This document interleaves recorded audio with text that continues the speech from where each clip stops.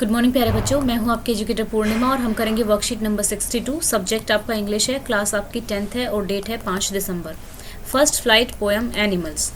तो इसमें क्या होता है, जो पोएट होते हैं वो ये कहते हैं कि काश मैं एनिमल में बदल जाऊं, क्योंकि जो एनिमल्स होते हैं वो बहुत ही प्लेसिड यानी कि एक तरह से शांत होते हैं, सेल्फ कंटेन्ड होते हैं।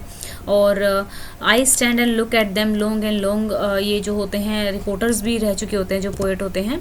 तो वो कहते हैं कि ये एकदम शांत खड़े रहते हैं और सेल्फ कंटेन्ड रहते हैं। जिस कंडीशन में ये होते हैं वो उसके बारे में ये कभी भी कंप्लेन नहीं करते। और एक हम हैं, चाहे हम किसी भी कंडीशन में हो, हम ऑलवेज कंप्लेन करते हैं।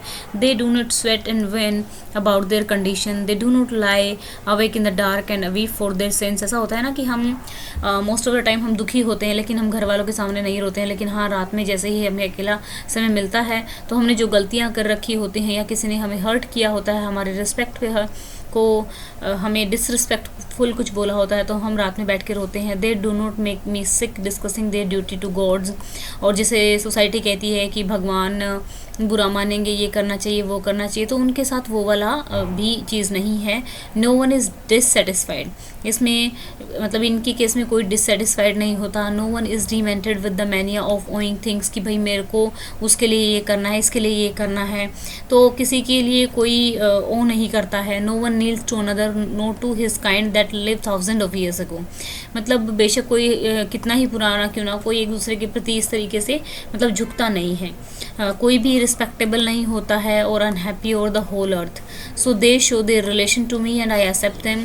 वो कहते हैं उन्होंने अपना रिलेशन दिखाया कि किस तरीके से वो रहते हैं, तो मैं उसको एक्सेप्ट करता हूँ। They bring me token of my self, they एवेंस them plainly in their possessions. तो जो उनका पोजेशंस है वो नॉर्मल रहते हैं उस चीज़ के लिए, जो भी कुछ है उनके पास। I wonder where they get this tokens, कि उनको किस तरीके से ये मिले। Did I pass that way huge times ago and negligently drop them. वो कहता है कि जो ये प्यार है, ये जो शांति है, क्या इनको ये कहाँ से मिला होगा, या फिर ऐसा है कि मेरे पास भी वो सब था लेकिन मैंने बहुत सालों पहले ही उसको छोड़ दिया। यानी मैंने कहा यहाँ पर मतलब क्या है कि जो ह्यूमंस है उसने। What does the poet want to turn in animal, which word is similar to the calm, calm का मतलब placid. Which of the following is correct statement for the given poem. The rhyme scheme दी ही नहीं हुई है, तो the poem is written in a blank verse. इसमें कोई आपकी राइम स्कीम है नहीं। दिस स्टैंजाज, ये स्टैंजाज क्या लेकर आते हैं, ये this stanzas bring comparison between humans and animals. What is the poet wish, तो पोएट की इच्छा क्या है। Poet wants to become animal because animals are placid and self-contained. They never complain about their conditions. What similarities does poet find between human being and animals? Poet like animal for their self-contained and quiet nature. Poet said we had also such quality है, क्योंकि यहाँ पे ना डिससिमिलरिटी की बात नहीं की है, यहाँ पे सिमिलरिटी की बात की कि समानता क्या थी। समानता उनमें ये थी, लास्ट में जो लास्ट लाइन में वो कहते हैं कि भाई हमारे अंदर भी शायद ऐसी क्वालिटीज़ रही होंगी लेकिन हम उनको भूल गए हैं, लेकिन जो एनिमल्स हैं वो इसको अभी तक बनाए रखे हुए हैं। ठीक है, यानी कि क्वालिटीज़ होना इस एक इंटेलिजेंस को शो करता है। अब यहाँ पे आपको करना है, wait a second, explain the satisfaction that animal have and humans don't have. Animals don't complain about their condition, they accept it happily. They don't have duty towards God, which means they are not bounded by sins or the duty आएगा, sins नहीं आएगा। They don't owe things to others, they are self-contained and calm unlike humans. Next question है, why is poet impressed by animals? Poet is impressed because animals are not bounded by duty, they don't have respect which can be destroyed, they are calm and placid, they don't have regret to their sins, they are self-contained and calm. ठीक है, next है, it is not complaining but accepting a situation the key happiness in life, elaborate in the context of poem.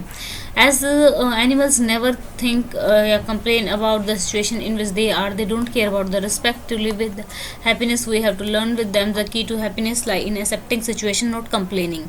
We should try to adjust ourselves to time and situation without complaining about it. हमें मतलब क्या करना चाहिए, हमें जो भी situation है उसको एक्सेप्ट करना चाहिए, उसके अकॉर्डिंग हमें अपने आप को एडजस्ट कर लेना चाहिए, और बजाय कि हर चीज़ में कंप्लेन करने का कि ये चीज़ हो गई ये हो गया. ठीक है.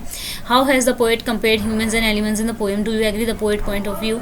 Poet compared the animal with humans. He said that human always complain about situation which animal don't. Animals seem always satisfied because they don't have ego due to respect, they don't cry for regret, they are not bounded in ritual like humans, they don't have any religion or duty towards good, they live self contained.